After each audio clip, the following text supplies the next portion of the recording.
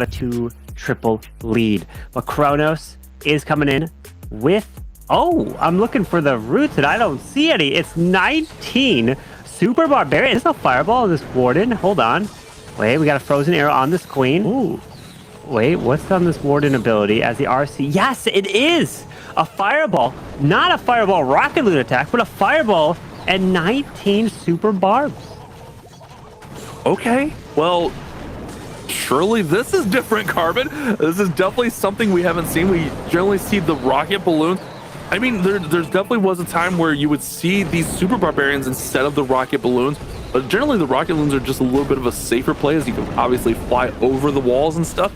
But with those super barbarians, you can just get a little bit more control and a little bit more tanking if needed. He's gonna go ahead and pair the Queen with that Warden, charge her right across the base. We'll see if he breaks her in or if he walks her past. Yeah, he does break her in right there. So she'll go in and get the Town Hall. And he's got access to the middle of this base if he can set up the wall breaks pretty nicely.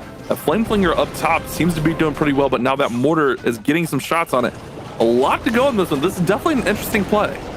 Yeah, but the Flame Flinger, though, is protected by the Yeti, and something that we probably didn't notice right away was he dropped the Royal Champion to protect the Flame Flinger early and then recalled her so the Flame Flinger can get fantastic value to the top side while the Queen is charging her way through this bottom side. Did lose that Grand Warden, but he makes this Queen invisible, does have a wall break, and this is turning into a Queen charge now.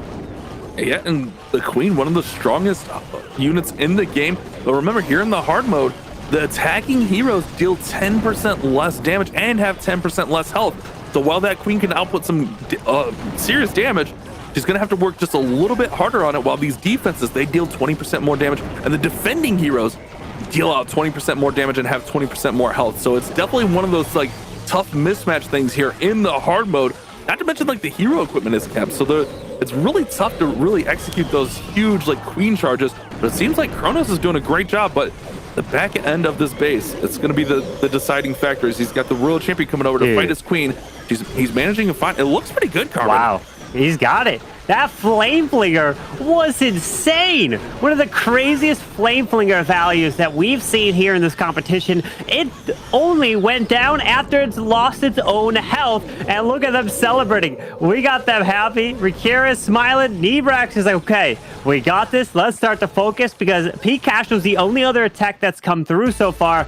And he also delivered with a triple. Cronos, the captain, steps up and now putting a lot of pressure onto Navi. And I hope I didn't put too much pressure on Navi, because what is my predictions today?